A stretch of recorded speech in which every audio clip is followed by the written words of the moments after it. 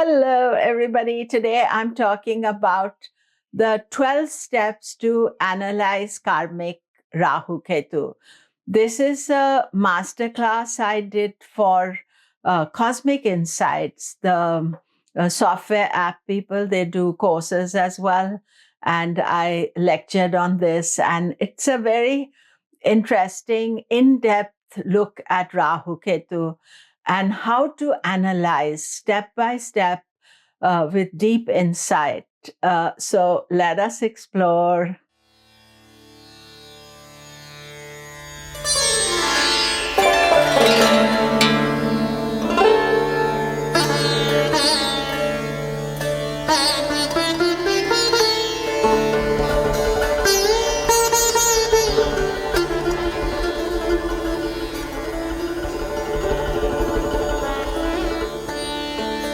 Hello, I'm Komilla Sutton, and we are talking Rahu Ketu, Karmic Rahu Ketu, and the 12 steps to analyze.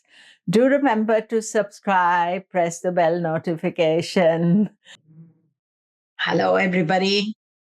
Today, I'm doing the Cosmic Insights Masterclass, and we are doing 12 steps to analyze Karmic Rahu Ketu. And this photograph is from one of the main Rahu Ketu temples in Kerala. It is called Mannarsala. And I've just recently been to this temple this year. And just something wanting to tell you about the presentation. The background of the presentation is gray because Rahu is smoky in color. Ketu is multicolored. I didn't want to do a multicolor. And when you go to these Rahu temples, especially, you offer turmeric to them. So the yellow color is to symbolize the turmeric. And this is at another of the Rahu temples. It's called Nagaraja temple, the king of snakes. And you can see here all the offering is done with turmeric milk to all the snake deities. And so I'm using a lot of the photographs that I've taken myself over the timing. And my website is komilla.com. And I always begin with the chanting. Om Gam Ganapataye Namaha. Om Gam Ganapataye Namaha. Om Gam Ganapataye Namaha. Om Vakratunda Mahakaya Surya Koti Samaprabha Nirvignam Kuru Me Deva Sarvakareshu Sarvada.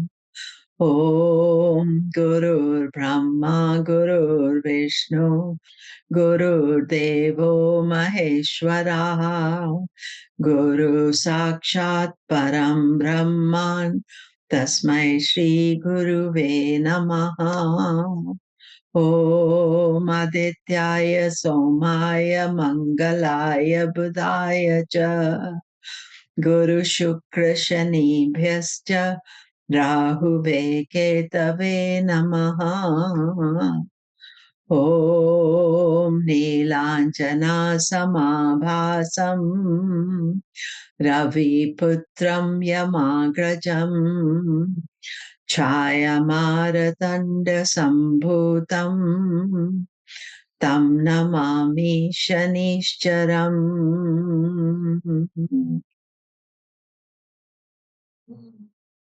And so just want to tell you some information about myself. These are the books I've written, and Luna Notes, the book on Rahu Ketu. This was my second book that I wrote. It still is available. And my latest one is Shodasha Varga. But all the books you can look on my website, komilla.com, or you can buy from any book retailer. And so 2026, I also teach quite intensive Jyotish.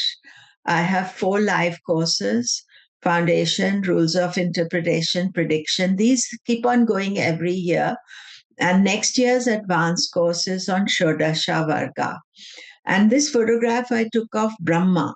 And I just wanted multiple heads because Shodasha Varga is multiple Varga chart. So I use this photograph.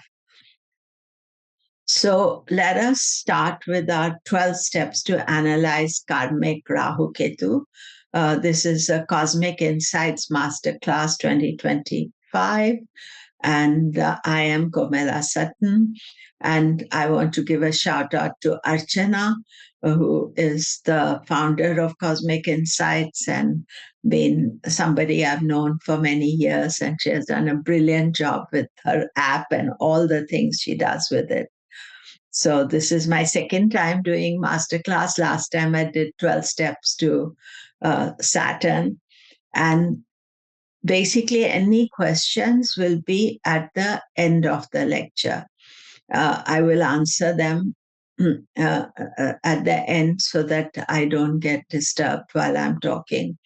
I can't see your questions just now because I've removed the question answer, but at the end, I'm happy to answer. This is actually Vasuki from Kuke Subramanya temple. And so let us start with Rahu Ketu. They are shadow planets. They have no substance, are physically non-existent as they are points in the ecliptic. They represent polarities with a mission to churn our lives to externalize hidden potential and wisdom that has been gathered from previous karma of previous lives. As their shadow planets, they do not have their own energy. Therefore, their rulers, dispositors are very important as they're trying to control Rahu Ketu. I put the word trying to control Rahu Ketu because they're powerful energies and are not always that you can control or manage them. Rahu Ketu are the most powerful planets. If allowed to express themselves fully, they can eclipse the other planets. And Rahu Ketu are the reason of our rebirth. Why do we keep being reborn? Because we have not finished all our karma. Our desires are not over as yet. They work on a psychological level. Rahu Ketu have twin purpose, one in mundane life, another in a spiritual. It is intertwined like their shadowy nature. Both Rahu Ketu unsettle the mind. Now, this is how Rahu Ketu are calculated. Every 13 plus days, the moon intersects the path of the ecliptic. And where the moon intercepts the path of the ecliptic, which is the solar path, that is the position of Rahu Ketu. And each time the moon intersects, that point keeps changing because it keeps retrograding. So that is why Rahu Ketu positions are always retrograde. So they join our past lives. Various lifetimes are joined together to form a necklace, each being different but interconnected by an invisible thread. The invisible thread is Rahu Ketu. Ketu deals with past karma, Rahu with the need to fulfill past karma, therefore creating new karma. Rahu is worried about the future, Ketu is worried about the past. Their influence can make us forget about today, as we are always distressing about the past that cannot be undone or the future that is yet to come. Both Rahu Ketu can bring about moksha or self-realization. Rahu by understanding the essential dissatisfaction of trying to fulfill desires and attachment to materialism. And Ketu by reconciling the past karma, letting go of our attachments to its fruits. You see, Rahu wherever he is in your chart, is always wanting more and more, and continues to be dissatisfied because things is not getting enough. And Ketu is holding on to past karma. And that is really important to understand, because we have to let go of the karma. We have to forgive, reconcile, purify the past karma.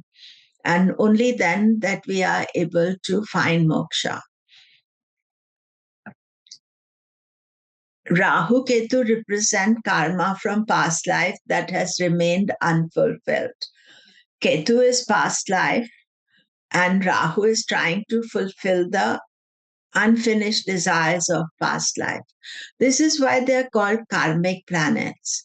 However, there's a Rahu acts like Saturn, but they both represent karma, but there is a specific difference in their representing. Saturn is karma that we have to face. So what Saturn is telling us, that face your karma, deal with your issues, pay back your karma. But Rahu is wanting to fulfill the karma. So his is the unfulfilled desires from past life. So both of them are karmic in different ways. And so then there are two calculations of Rahu Ketu, true or mean node. We could study both as they serve different purposes. When you start looking at your chart, it is very important that you have the right calculation in your software. There are two types of node calculation in natal chart, has a difference of about 1 degree. But in the long run, mean node and true node cover the same distance in the same time. Therefore, they can be both considered as an accurate calculation. Calculation of true or mean node can change the position of Rahu Ketu in the Vargas. So it is important to check your settings. And I will just show you, I'm using for this Sri Jyoti Star. This is the software that I'm using. So if you're interested, you can look at that up. But here we have the chart for today. And if you just put true or mean node, see, I've got Rahu Ketu in mean node position. And Ketu is 28 degrees 56 of Leo, and Rahu is 28:56 of Aquarius just now. If I make it into true node, you see that, it's not changed much. So the true node and mean node are almost exact just now. But sometimes there will be a difference, and I'm just going to go back to my original position because, but sometimes in charts, there can be a huge difference with the true node and the mean node. Now, 1 degree is a lot, because the inner charts change. So in studying karmic issues, the mean node is important, while for transits predictive event, a true node can be used. I use mean node as Jyotish is the study of karma. And generally, all the significations as far as the classics are concerned are talking about the mean node. However, this is up to you. I just want you to be aware of both the calculations, and when you are studying with me or seeing my charts, then you know that I have the mean node as my default setting. So then now we are talking about the 12 steps to analyze Karmic Rahu Ketu. And when I was doing it, I thought, maybe I could have more than 12 steps, but I've tried to keep it to the 12 steps. So first and very important thing is the Puranic story of Rahu Ketu. We need to know the story to understand where they are coming from, what is their story. And the main story connected to them is churning of the ocean of milk. And how this began, the churning of the ocean, there was a time when the earth was plunged in darkness, moon had disappeared, and the world was in chaos. Brihaspati, Jupiter, advised the gods to take help of the demons to churn the oceans to find Amrita, the nectar of immortality. Basically, if you know the story of the moon, moon got cursed. So he used to be only full moon and he started dying. So therefore, there was no light at night. So when there's no light at night, people were more misbehaving. And so this was Brihaspati, who was the advisor to the gods. They used Mount Mandara as a rod because it was the ocean had to be churned. So you couldn't just take a small rod. They wanted, Vishnu took incarnation of Kurma, tortoise, and became the base. This incarnation is connected to Saturn. Naga Vasuki is the rope. Demons and gods pulled on either side. Finally, Lakshmi emerged with Dhanvantari, the god of Ayurveda, carrying the pot of nectar. So this is the story of the churning of the oceans. And here we see a photograph. Here you can see the gods on the right hand side and the demons on the left hand side. And basically, the idea is there that to find Amrita, you need the help of, if you say demons, your negative qualities, gods, your positive qualities. We have to use both of them in order to find Amrita. This is another photograph, and here we see that when the rope, which was Naga Vasuki, was being pulled on either side, he made this milk full of poison, and Lord Shiva drank that milk. I'm just telling you the minor bit of the story. It's a very long story. And then Lakshmi emerges out of the churning of ocean. And there you see she's carrying the pot of nectar. And Dhanvantari, the god of Ayurveda, also emerges. And he also has.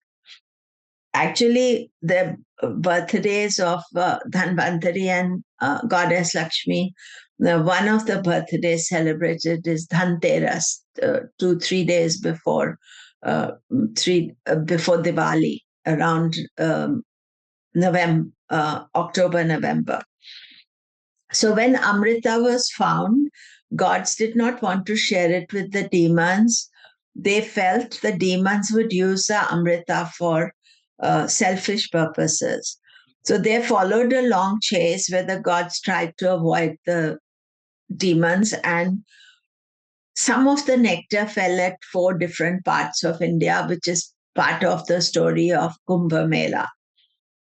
Finally, the gods decided to hold a great feast to distract the demons from their purpose.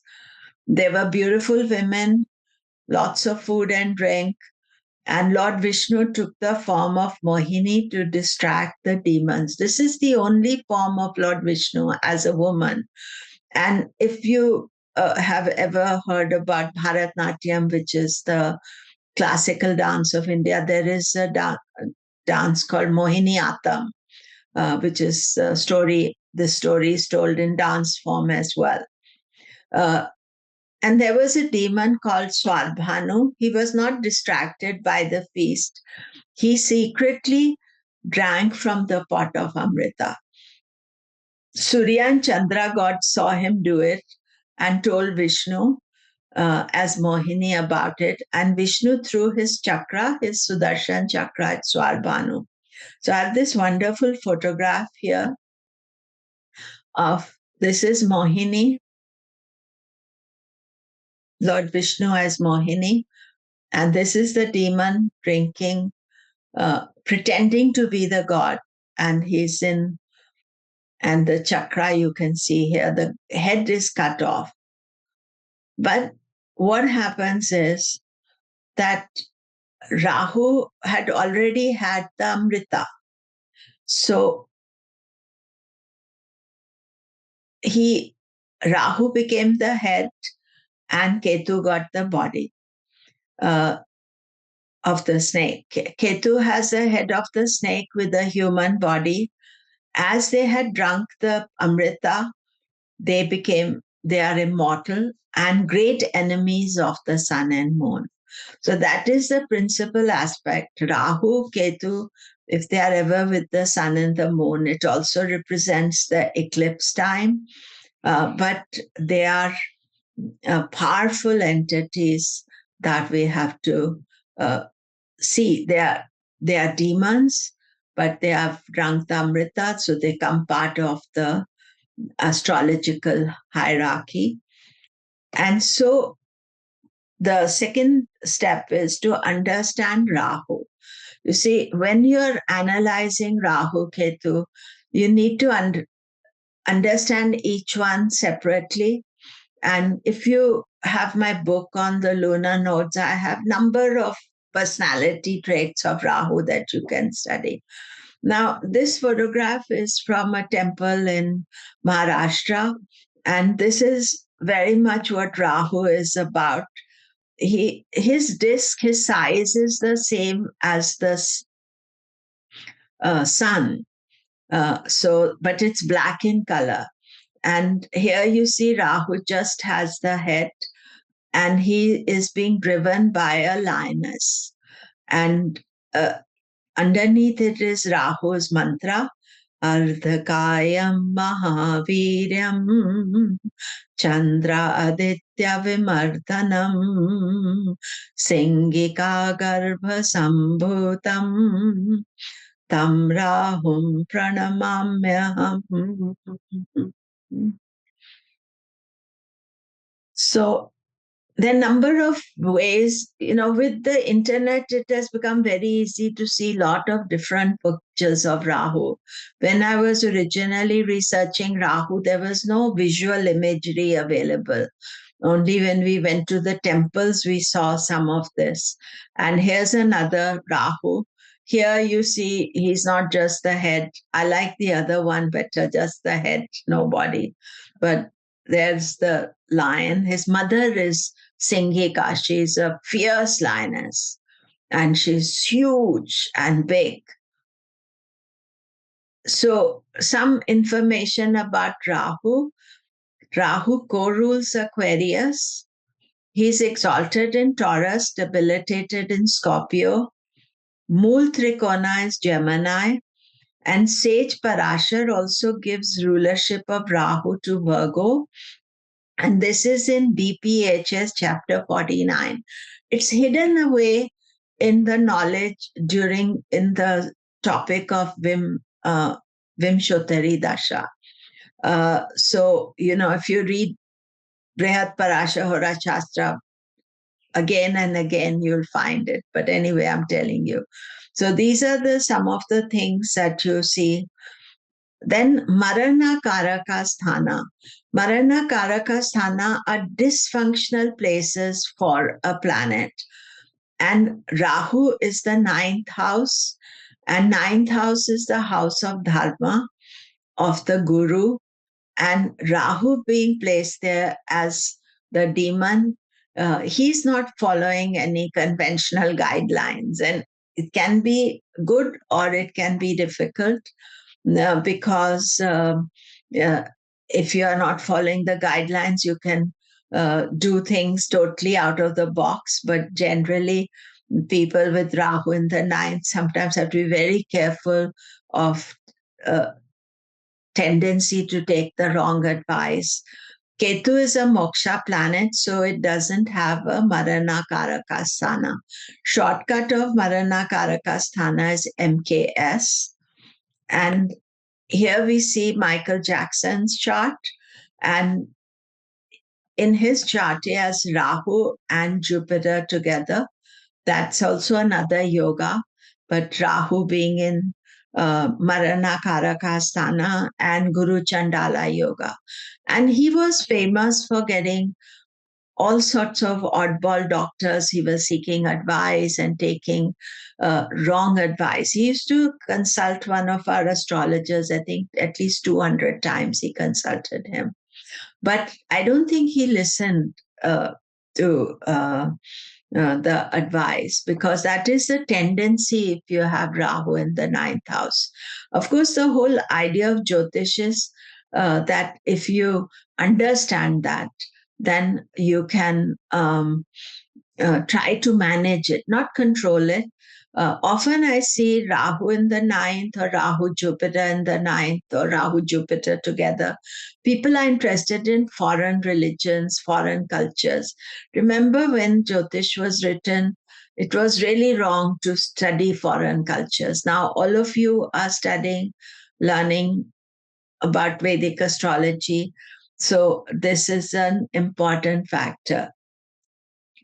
So some of the characteristics of Rahu: he is the outsider. He makes you feel as if you don't belong. He's foreign, different, because he's demon among gods. So the rest of the planets always looking at him skeptically, not including him in the group, because he's the outsider. But the key factor I find Rahu promotes is dissatisfaction, because nothing is good enough for him. So you can feed him as much, he always feels hungry for more. He has no way, he's got no body, so he has no way of digesting what he's experiencing.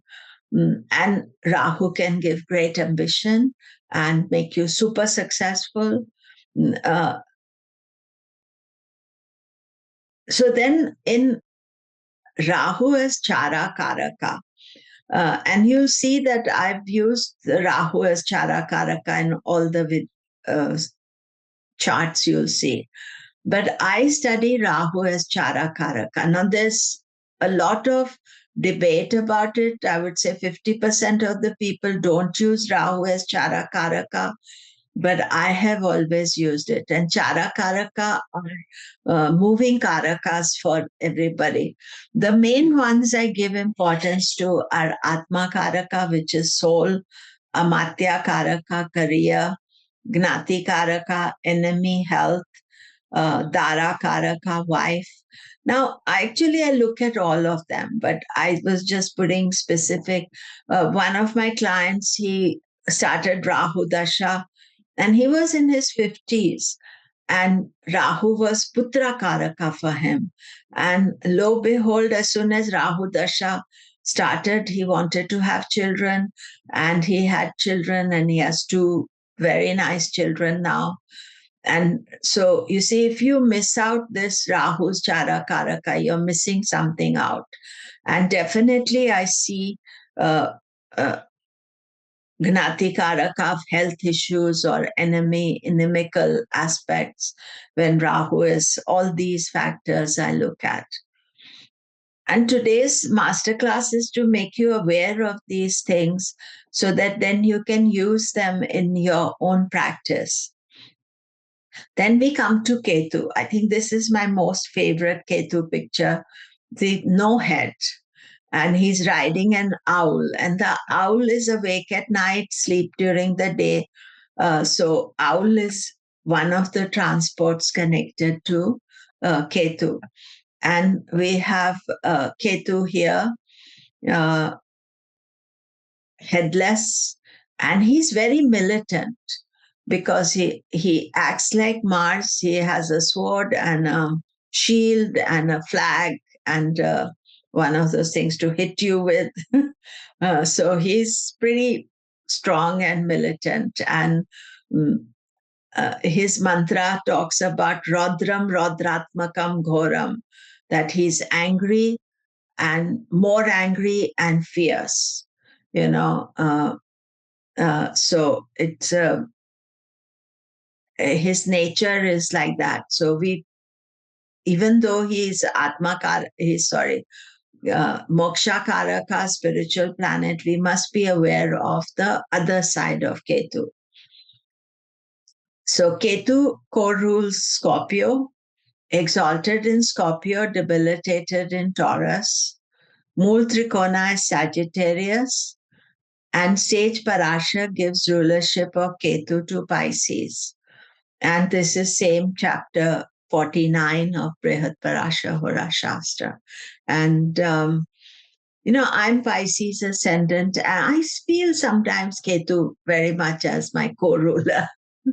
I think Jupiter very much, definitely, but some kind of Ketu-ish tendency. Of course, astrology is all about Ketu. Uh, Ketu holds the karmic baggage and finds it difficult to let go. Ketu is like a sponge. Everything you do, it absorbs. All your past life story is in Ketu. And Ketu is Moksha Karaka. And he's also Jnana Karaka. Jnana means knowledge or wisdom. He brings knowledge from past lives. Ketu does not reveal its knowledge easily, only those who are following a more spiritual path. And he gives his knowledge intermittently, like sudden intuition or sudden epiphany moment. Oh my God, this is what I was trying to understand.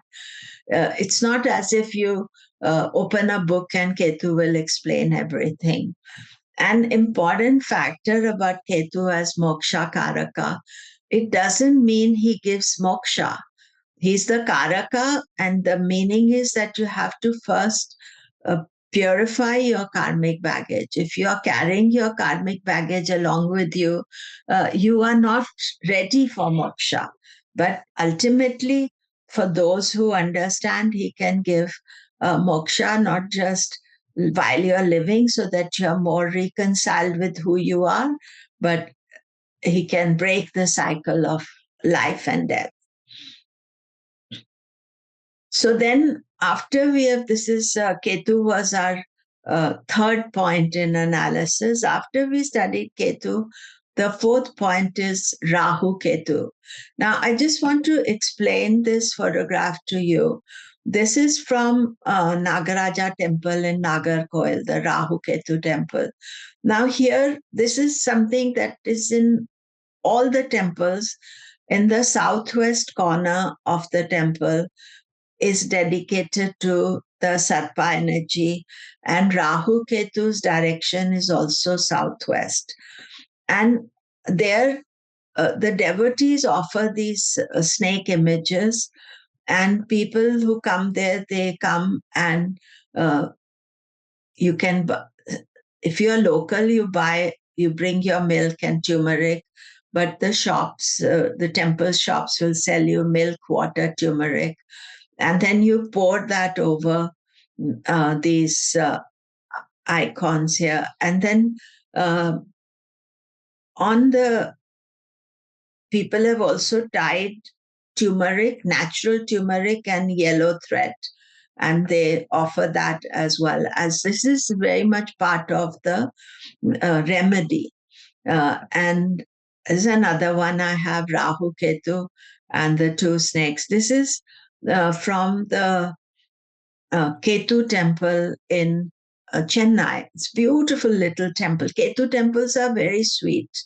They are really very nice. Whichever Ketu temple I visited always is ease. Now, here you can see that Ketu is dressed always in printed clothing.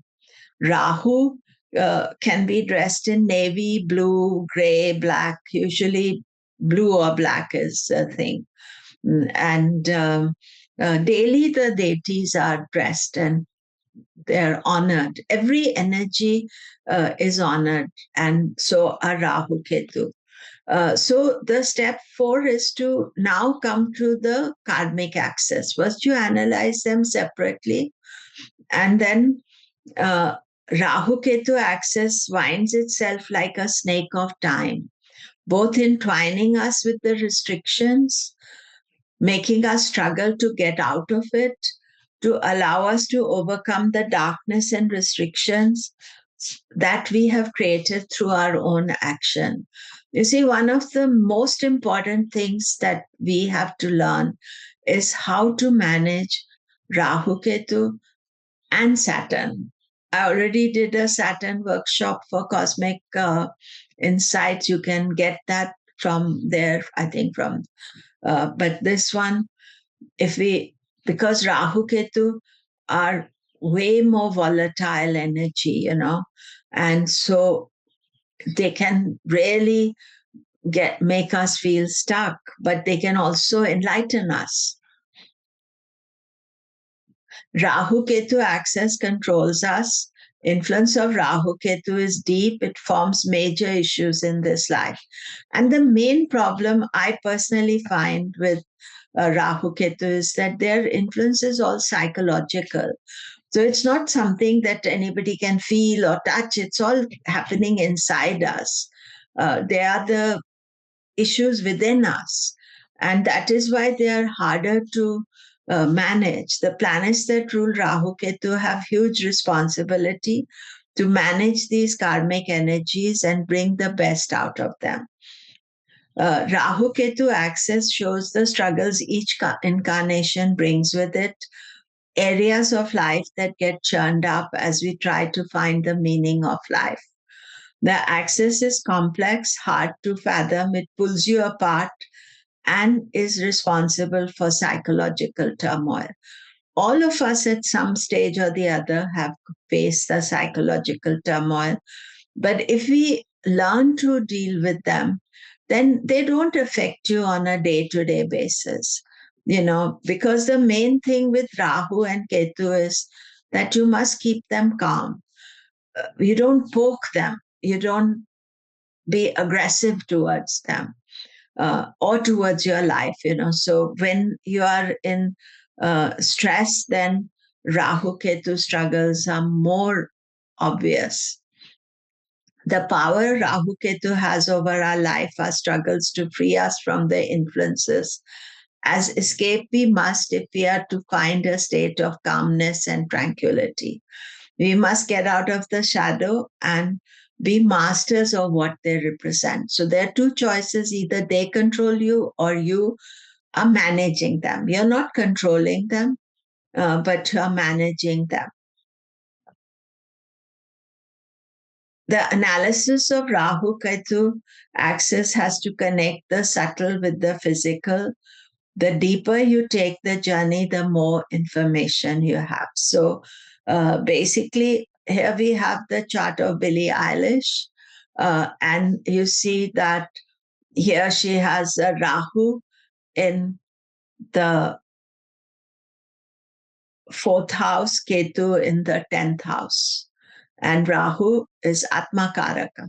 So in my Karaka things, I am putting the Karakas in. All the other Karakas are there.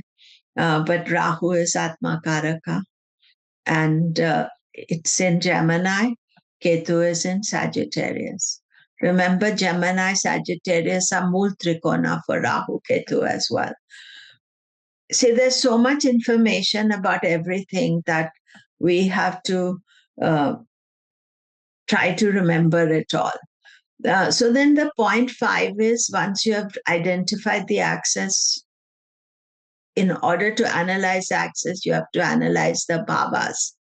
The houses Rahu Ketu, when placed, indicate areas of life where the karmic influence is most potent. The axis works and pulls in two directions. The correct way to deal with them is to connect rather than have separate agendas.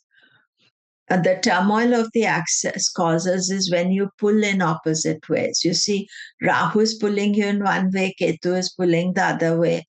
So this is the issue with the Rahu Ketu axis. Rahu is keen to fulfill his agenda, Ketu his own. Once you realize that agenda of both is the same, the axis starts flowing in both directions. You have to learn to give to the opposite party love and not reject. For Ketu, give and not take for Rahu. You see, the thing is this, that Ketu is past and Rahu is future.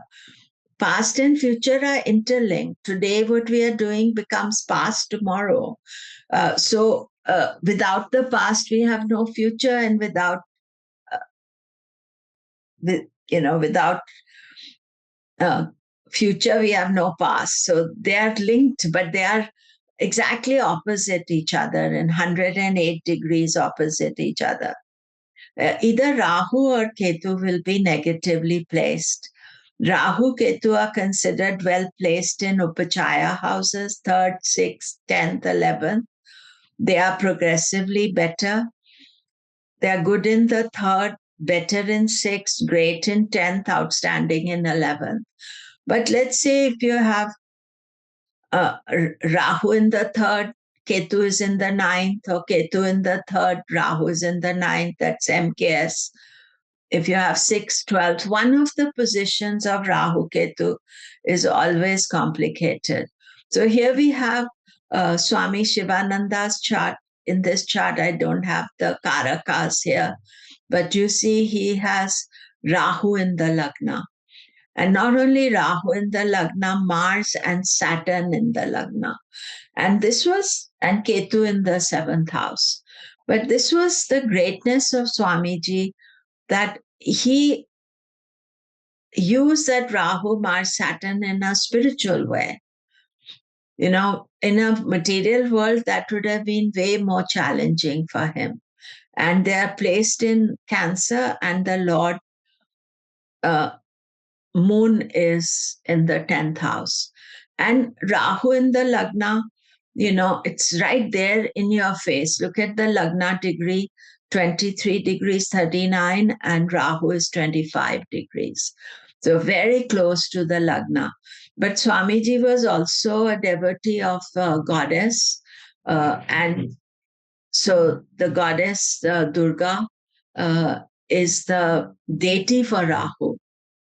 So you see, by having that great devotion for the goddess, the Rahu energy is being managed and controlled. So the first thing you're looking at when you start, first you understand, then you start analyzing, is the Rashi position. First, 7th house, the house position. Then the next one, 6th step, is the Rashi position of Rahu Ketu.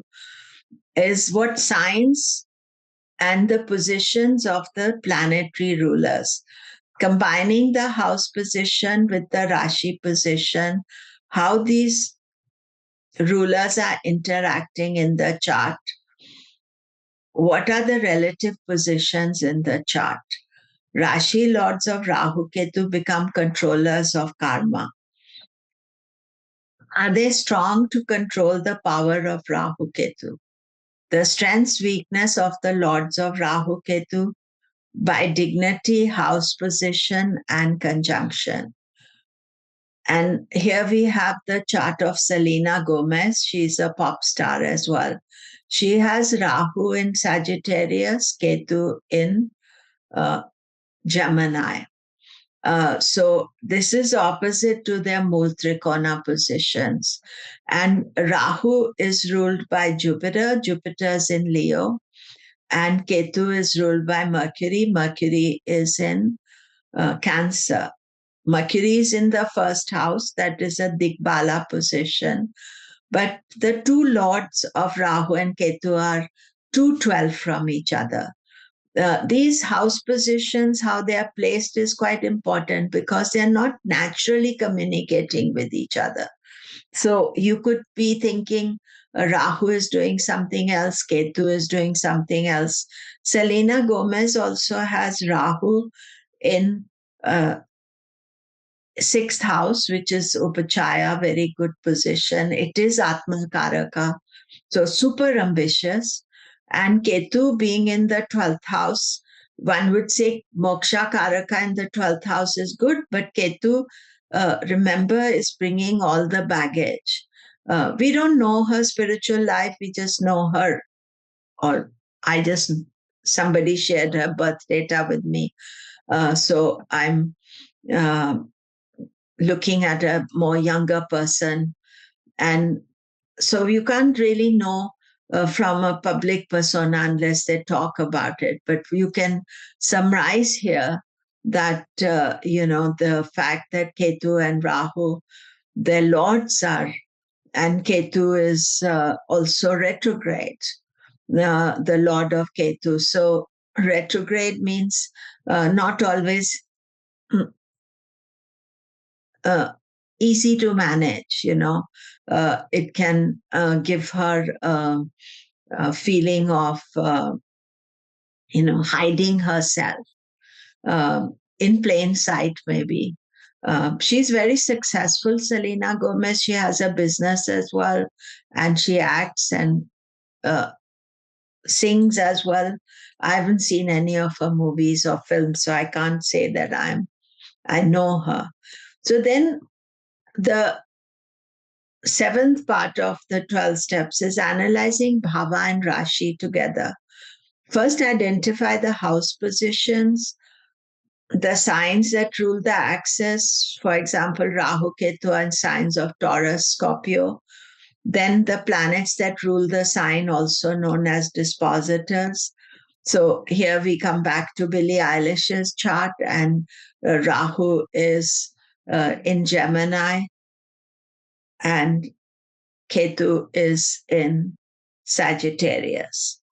And here I put the relationship of the placements up.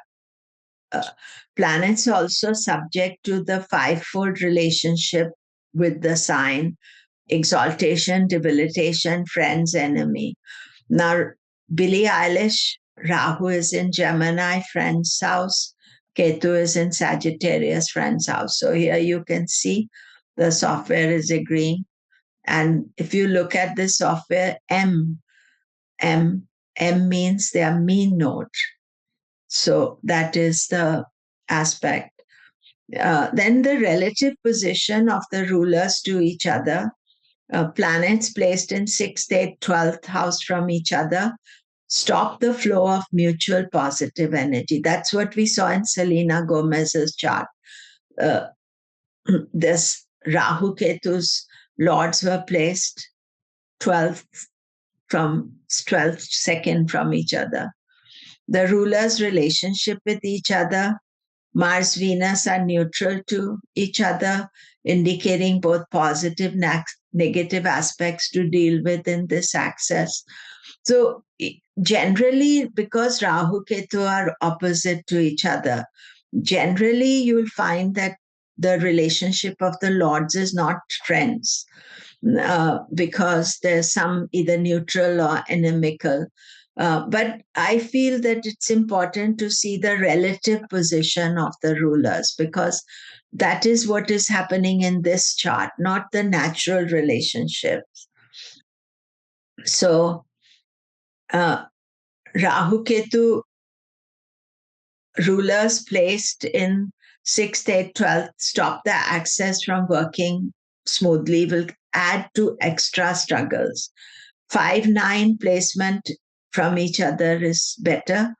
In Billie Eilish's case, Mercury, Jupiter opposite each other and are with Rahu Ketu. Therefore, they are in communication, they understand Rahu Ketu, they are also troubled by Rahu Ketu. So that is an extra factor, that the lords are with themselves only, and Ketu's lord is with Rahu, Rahu's lord is with Ketu. And they are in Parivartana Yoga as well. Just show you. There you can see Mercury is in Gemini, Jupiter's in Gemini, Mercury is in Sagittarius. So this is a Mahaparivartana Yoga. But this is also, they are lords of Rahu Ketu. So I would say that when the lords of Rahu Ketu are placed with Rahu Ketu are dominating, because Rahu Ketu are the most dominating planets in Jyotish. And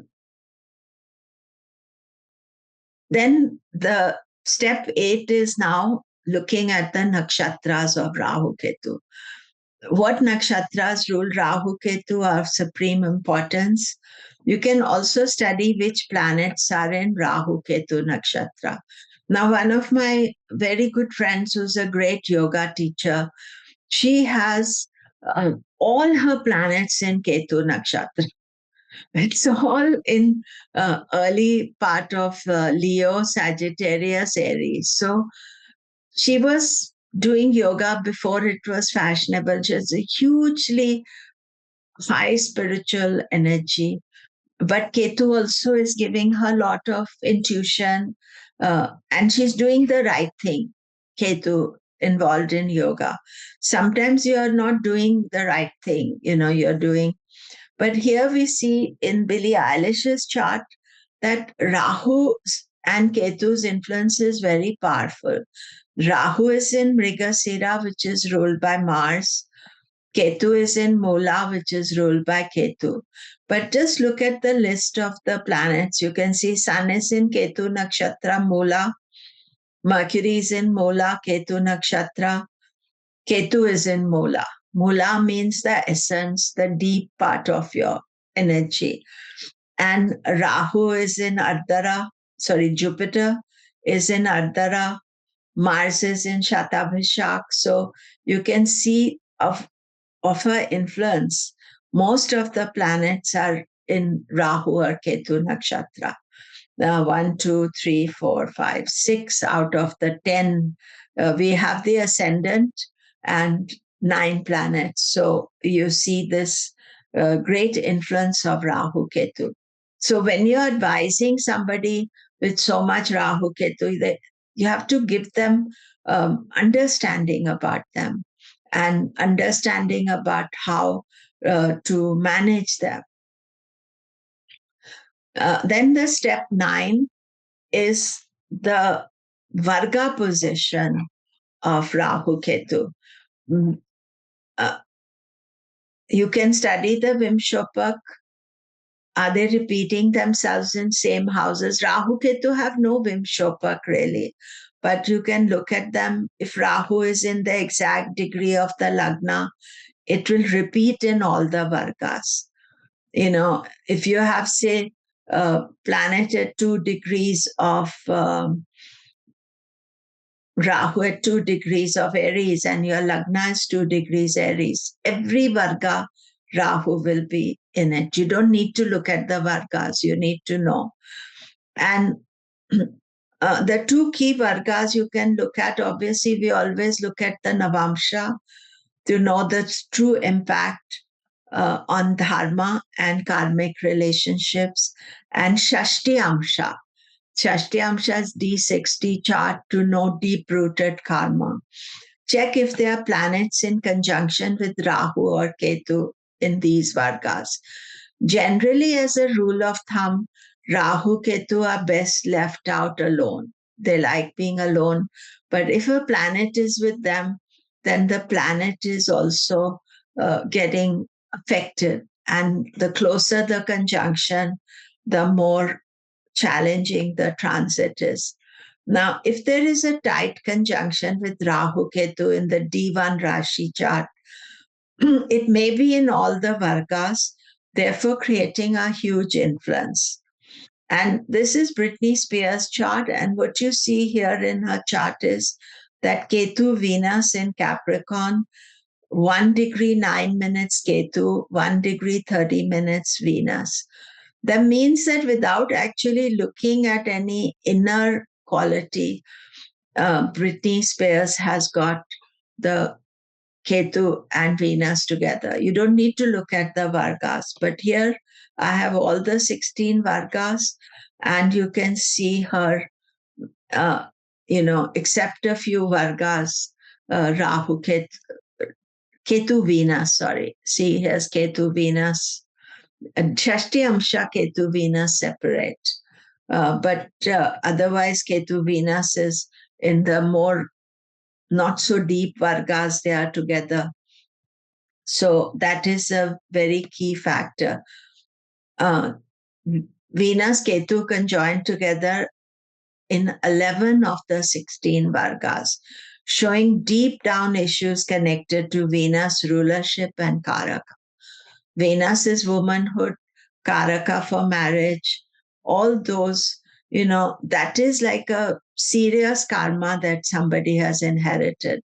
And you, as an astrologer, are there not to make her afraid, but to make her understand that this is something that needs working on and continues working on, because the issue is very deep. 11, there's 16 Vargas, 11 Vargas have Venus Ketu conjunction. Then there's another problem with Rahu Ketu is that Rahu Ketu are together in 7 Vargas. Hora D2, Shodashamsha D16, Vimshamsha D20, Siddhamsha D24, Trimshamsha D30, Chaturvarim Shamsha D40, and Akshavedamsha D45. So basically, in the deeper Vargas, except for Hora, all the others are deep, deep Vargas, issues that we are not totally aware of. The Rahu Ketu are together, and in these Vargas, the coded message is the karma of past lives, what we are trying to work out in this life. The happiness we seek is influenced by Rahu Ketu. The position of Rahu Ketu is both binding us and helping us to release the hold of past karma. Now, the big problem here is that if they are together in the Varga Lagna or Vargesh, or they are with a planet in where they are together, then that planet definitely will suffer. And this is Michael Jackson's chart, and this is his D60, Shoda Shamsha. Now, Shoda Shamsha is given as a chart for transport, but actually it's much more. It shows some of your personal blocks in your life that are not allowing you to develop further. And here what we see in Michael Jackson's chart is that Rahu Ketu are together. Venus is there in it. And one of his issues was with relationships, and how he viewed relationship, Venus. And then the Lord of the Shoda Shamsha, Mars, is weak. It is with the sun, moon, but the Lord of Rahu Ketu, you could say. That means when Mars is in Cancer, and of course, remember, he's leading a rock star lifestyle. He's not self-aware of all these issues. That it's hard for him to handle his Rahu Ketu or his weaknesses, his fears, anxieties, all the issues, because you see here it's together, but it's very deep down. And, that is why it is important to know about these Varga charts. I've written a book on Vargas, so you can look it up. It's much more detailed. Each of these sections you need to work at. And then the 10th of the 12 steps is that Rahu Ketu dashas are complicated. If you are in Rahu dasha or Ketu dasha, they can be great or extremely painful. They tend to always be karmic in nature. Their role is to push the soul towards moksha. Rahu dasha, Ketu bhukti, or vice versa is only time they are together. But you see, Rahu or Ketu dasha, they have a certain agenda. And if we recognize that, and certainly Rahu dasha always makes you feel very dissatisfied with whatever you're doing. And Ketu dasha can make you reject everything. I don't want this. I don't want this. Too idealistic. I was talking to a client yesterday, and it was in Ketu dasha, Ketu in the ascendant. He was so unrealistic and idealistic about what he wanted. Actually, we had a 1 hour consult, and he was discussing and who am I to say whether it's right or wrong, but that idealism of Ketu, because Ketu is seeking moksha. Sometimes in a worldly way, it's not easy to deal with. And if you are in Ketu Dasha or Sabdasha also, then astrology is a great thing. I was totally not interested in astrology, and I came to Jupiter Ketu Dasha. I started totally in love after that. Then Saturn Ketu, I started full-time study of astrology. Then, Mercury Ketu, I'm full-time astrologer. And now I'm in Ketu Dasha, I'm fully into astrology. So, that if you're doing the right thing, and both of them being psychological, suddenly your mind starts thinking that this is not right, this is not right. So that is what is important to understand. So here we see Billie Eilish's chart. She is in Rahu Dasha. And you see, Rahu is Atma Karaka planet for her. And she started Rahu Dasha at the age of 10. And her first song was released at the age of 14. And you see, Rahu's Lord Mercury is in the 10th house. In a Mahaparivartana yoga with Jupiter, very powerful. Ketu's Lord is in the 4th house. Rahu is, Nakshatra is Mrigasira, which is the 9th Lord. And it's also Putra Karaka. Putra is children, but it could also mean creativity. And here in the Navamsha, Rahu is rising. But Rahu is Atma Karaka. And when Atma Karaka rises in the Navamsha, it is a super powerful situation. And Rahu is in Libra. And if we go back, Venus is a Matya Karaka, the ruler of Rahu. Matya Karaka has to do with career. And here you see in the Navamsha, again, Rahu is in Libra, friend's position. Rahu loves being in Libra, and its Lord is exalted.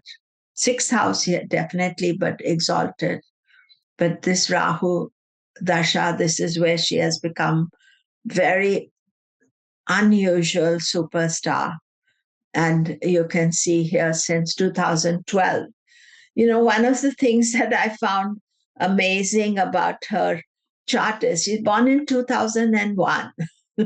So, she's young, I suppose 2025, she's 24 just now, but still, it's very young to have achieved so much.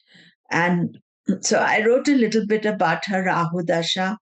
In 2025, she is in Rahu Dasha, a dasha that began at the age of 10. Rahu is Karaka for outsiders. She may have felt different from a very young age. Rahu is Atma Karaka. It would have given her the drive to follow the soul's desire and the need to achieve. As Atma Karaka in Navamsha Lagna, it is very powerful. You see, if you do not use Rahu as Atma Karaka, you would miss out the whole meaning of this life, this chart, because she, from a young age, she had a mission.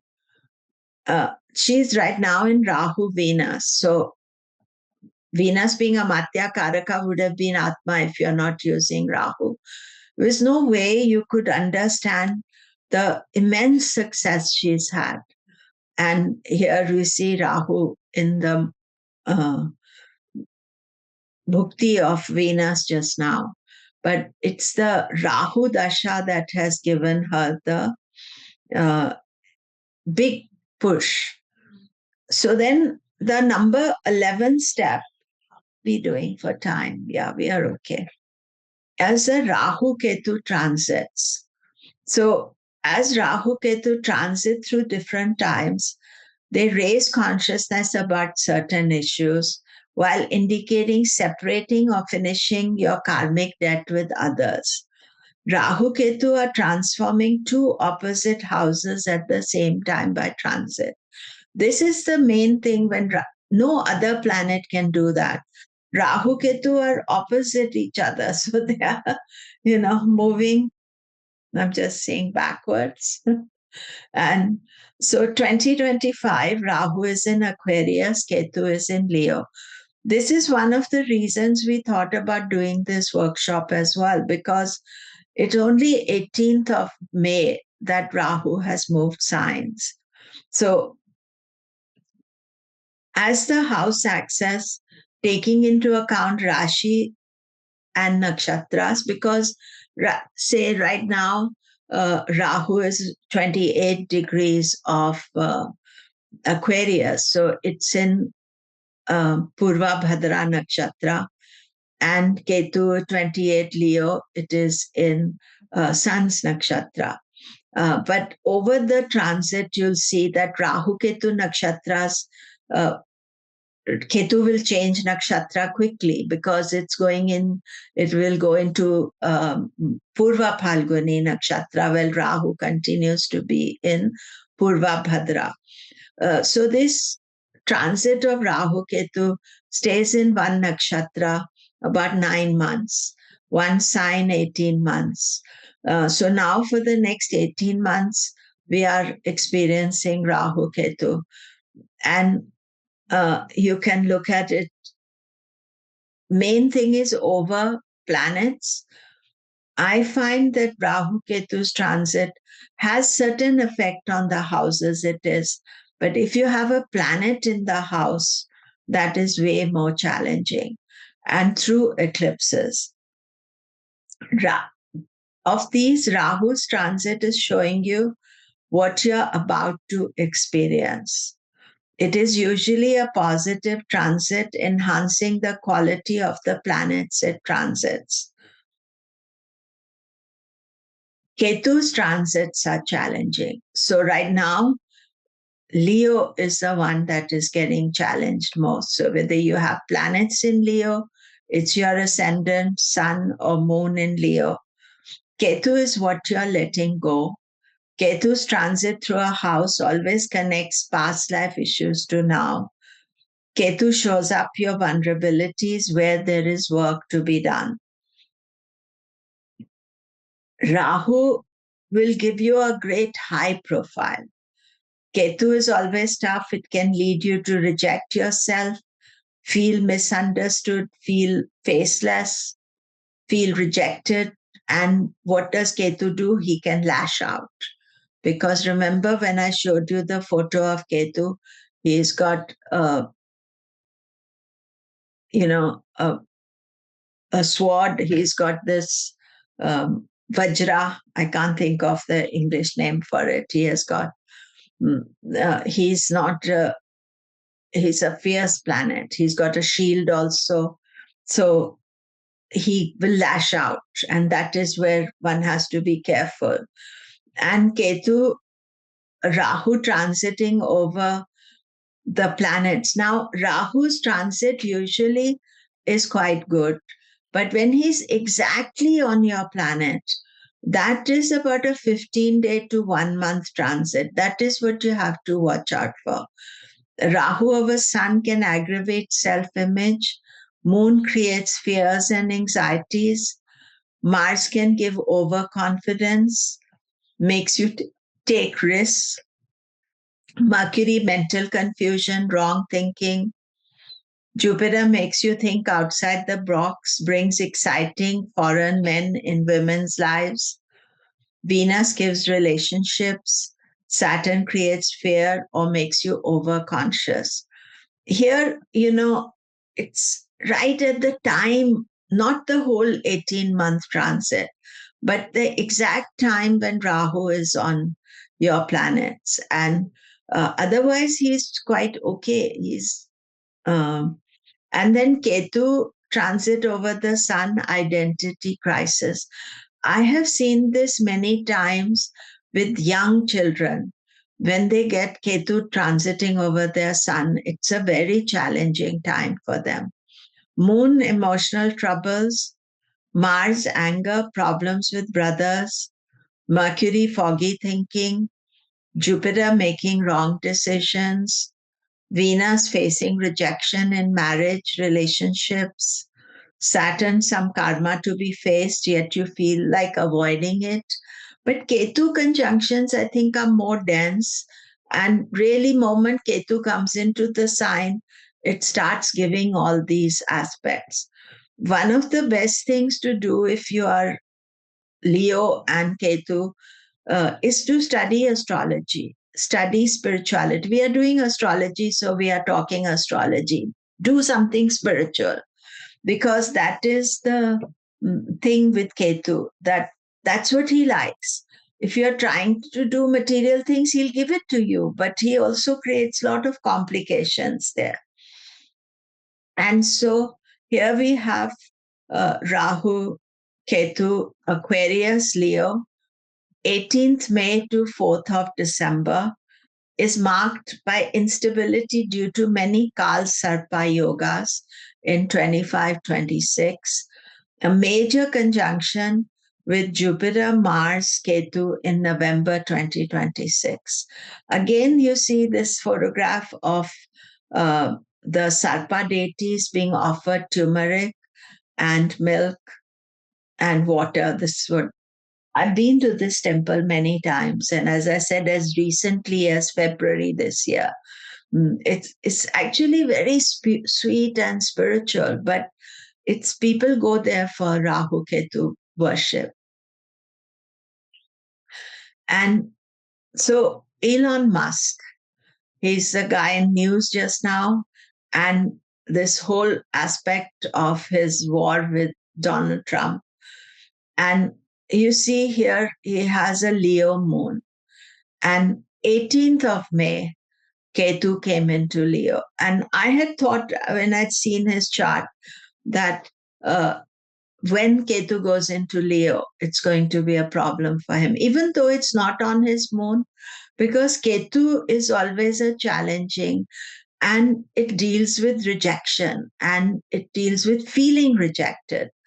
And then you want to bite back or you want to be angry. And this is what is happening. And those of you who don't know, there's a fight between the richest man, Elon Musk, with the president of USA. And it's all very open and dirty.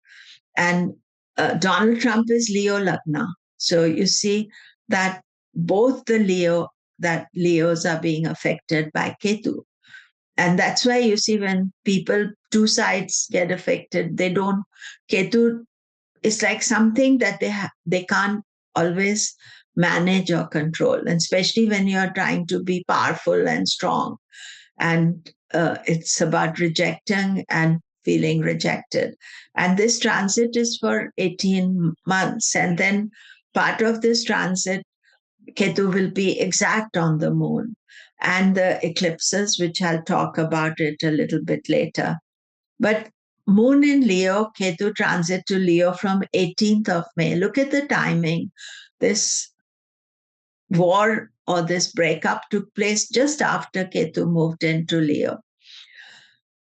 But Elon Musk has an extra challenge conjunction with Saturn transiting 8th from the moon.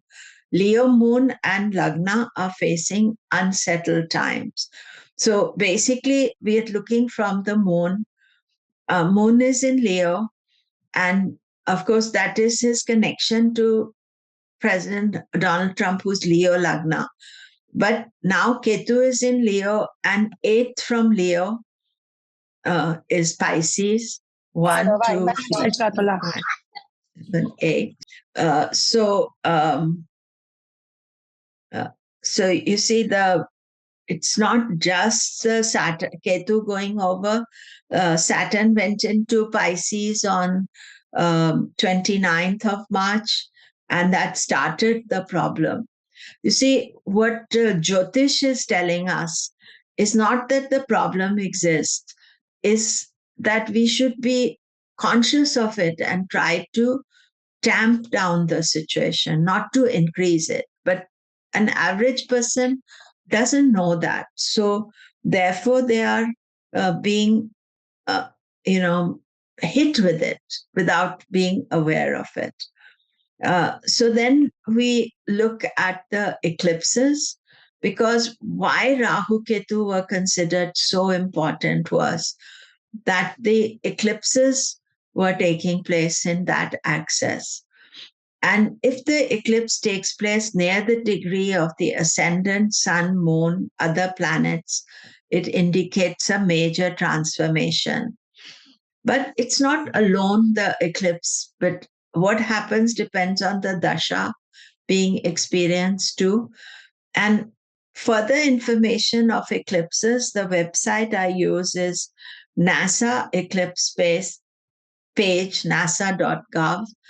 It's got endless information of past eclipses, future eclipses. Eclipses themselves are a study, and all planets in Lagna can experience eclipses once every 9 years or so. Because Rahu Ketu, either you get a Rahu eclipse or a Ketu eclipse. So basically, what you have to understand is that the transformation the eclipses are bringing is part of our life. That every few years things are going to change. Dasha will also change, and transits are different. So these eclipses should be taken in that context. The main thing to understand is if eclipses exactly on our important points or in connection directly to problem areas, combined with challenging transits dasha to create a crisis. We've just recently had an eclipse with Saturn Rahu, 29th of March. Saturn Rahu were together, 1 degree of Cancer, Scorpio. 1 degree of Pisces. And so that is a very important eclipse. So the world is dealing with it. So the world is dealing with it, but we individually can deal with it as well. So these are the 2025 eclipses, and I'm based in San Francisco Bay Area. So these dates all are for my area, but we've already done 2 eclipses, 13th of March, 29th of May, solar eclipse. Now the 2 ones coming, 7th September lunar and 21st September solar eclipse. So we have done these 2 eclipses, and the 29th March was very challenging, 15 degrees, 14 degrees, 50 Pisces. Same day as Saturn changed signs, so it was super dramatic. We are got a lunar eclipse in Aquarius at 20 degrees 54, and a partial solar eclipse in Virgo. This is very interesting that Rahu has moved out, Ketu has moved out. Ketu is in Leo, but the eclipse is in Virgo, because the eclipses take place certain degrees away from Rahu Ketu. And so we have the eclipse. Then the 2026 eclipses. This is the list of the 2026. I made a separate 17th February, solar eclipse in Aquarius, 4 degrees 20. 3rd March, lunar eclipse in Leo, 1840. 12th August, solar eclipse in Cancer, 2533. 27th August, partial lunar eclipse in Aquarius, 10 degrees 41. Now, in this list of eclipses, what you see is that there is only one solar eclipse in Leo. That is quite unusual. And the solar eclipse in Aquarius is at 4 degrees, and the solar eclipse in Leo was already happened 13th of March, was a lunar eclipse, sorry. There is only one solar eclipse, or actually no solar eclipse, the lunar eclipses in Leo. So this is quite rare to see. I don't know where I saw the solar eclipse. So then Kal Sarpa Yoga. This is again the Ketu temple. I already shared this picture with you. So what is Kal Sarpa Yoga? All planets hemmed in by Rahu Ketu. Kal, it's pronounced Kal. A at the end is not, means time, Sarpa is snake. Together it indicates the soul of an individual caught in the snake of time. The snakes wrap around the subconscious like a rope which pulls tighter and tighter whenever you want to get out of it. So those of you who have Kal Sarpa, it is very important that you follow a more spiritual life. But not everybody does, and Kal Sarpa can also bring huge success. And this is the chart of Ryan Gosling. He's a superstar actor. I think La La Land was his. La La Land, what's the other one? Recent one. He was in Barbie doll, whatever that was called. He's done a lot of very good work. And but here you see he has a straight Kal Sarpa yoga. Now some people have a differentiation Kal Sarpa and Kal Amrita yoga. I don't differentiate between them because I feel that when all the planets are hemmed in, it's going to cause some problem by Rahu Ketu, because it means Rahu Ketu becomes super powerful. His Rahu is in the sixth house, which is a good position for Rahu.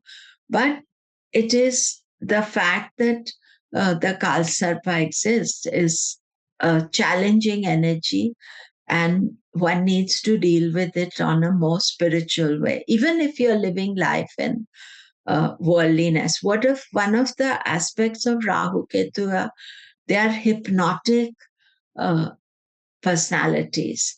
So when you see Rahu Ketu and the hypnotic energy of Rahu Ketu, you'll see people with Kal Sarpa, they can be larger than life personalities. People can get hypnotized with them, so they can have a big following as well. Of course, Ryan Gosling is doing his work through his acting, but you can see this aspect as Kal Sarpa. And now Kal Sarpa by transit, sorry, this transit spelling is wrong. We can all experience it. So you may not have Kal Sarpa.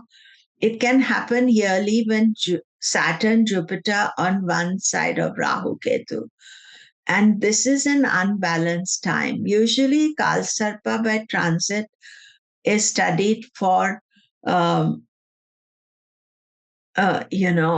world events, because the world suddenly gets imbalanced. And now this is 22nd May 2025. You can see the Kal Sarpa. Now, somebody wrote to me, I was that this is Kal Amrita. No, it's a problem. You can see the issues in the world. We are living in very unsettled times. Maybe not in your part of the world, but certainly in USA here, we feel very unsettled. And I talk to people from different countries. And but here you see all the planets are one side. And the main reason why Kal Sarpa happens, whether it's in your chart, is that Saturn and Jupiter are one side of the axis. So Jupiter is in Gemini, Saturn is in Pisces, Rahu Ketu are in Aquarius, Leo. So all of them are one side of the axis. And when Jupiter, Saturn are within Rahu Ketu axis, they set up a possibility of Kal Sarpa by transit. As soon as Saturn went into Pisces, after it conjoined with Rahu in April, the Kal Sarpa yoga by transit began. this sparked disruptive energies that have affected the world. Usually, a Kalsarpava transit influences the world as it impacts all of us simultaneously. It's not that I'm not experiencing and you are. The big issue of 2025 Kalsarpa is that they came after Pisces solar eclipse with 7 planets accompanied by dramatic Navamsha gathering and Saturn Rahu conjunction. So there's all this Kalsarpa coming after that. So these are the Kalsarpa dates for 2025. 2 of them we've already experienced, 24th April to 7th May, 22nd May to 4th June, then 18th June to 1st July, and finally 15th July, 15th to 22nd July, when Mars Ketu conjunction is there, and Mars breaks the Kalsarpa. And after its conjunction on 22nd of July, we have a end of Kalsarpa. However, there's another Kalsarpa in 2026, 20th to 30th March, 13th to 26th April, 10th to 23rd May, 6th to 19th June, 3rd July, 3rd to 11th July, and Venus breaks the Kalsarpa.